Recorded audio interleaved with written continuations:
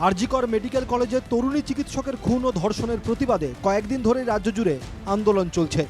সেই আন্দোলনকে কটাক্ষ করে শুক্রবার প্রায় মাঝরাতে একটি পোস্ট করেন হাওড়া পুরসভার প্রশাসক মণ্ডলীর চেয়ারম্যান সুজয় চক্রবর্তী। আরজিকর কাণ্ডের প্রেক্ষিতে সেই পোস্টে চেয়ারম্যান লেখেন, সমস্ত কমরেড ও ভক্তদের জন্য সতর্ক বার্তা, আমাদের দিদিকে অপমান করবেন না, যদি করেন তবে মানুষের গান শোনার জন্য প্রস্তুত থাকুন। হাওড়া পুর প্রশাসক মণ্ডলীর চেয়ারম্যানের এই পোস্ট সামনে আসতেই বিতর্ক শুরু হয়েছে।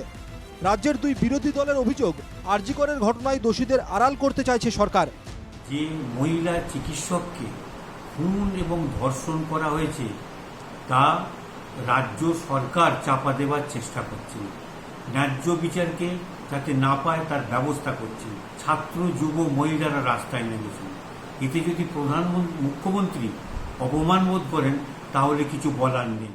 উনি এইভাবে অহংকারে এসে হুমকি দিচ্ছেন সোশ্যাল মিডিয়ায় জমানায় যে আর লোকেরা নাকি এই প্রতিবাদ না করুক, আরজিকর যা হয়েছে ভালো হয়েছে। উনার মতে যে মানুষ চুপ করে থাকুক, দিদি নাকি খুব ভালো, দিদির সাথে মানুষ।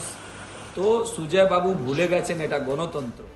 যদিও হুমকি দেওয়ার কথা মানতে নারাজ পুর প্রশাসক মণ্ডলীর চেয়ারম্যান সুজয় চক্রবর্তী। কোনো হুমকির কোনো কোয়েশ্চেন নেই। আমার ওয়ার্নিংটা একটাই, যে এই দল দুটো যদি নিজেরা আচরণে সংশোধন না হয় তাহলে পশ্চিমবঙ্গের মানুষ যে গান 11, 16, 21, 24-এ শুনেছে, আবার সেই গান কিন্তু তারা 26-ও। বিরোধীদের সাফ কথা, হুমকি দিয়ে তাদের ভয় দেখানো যাবে না।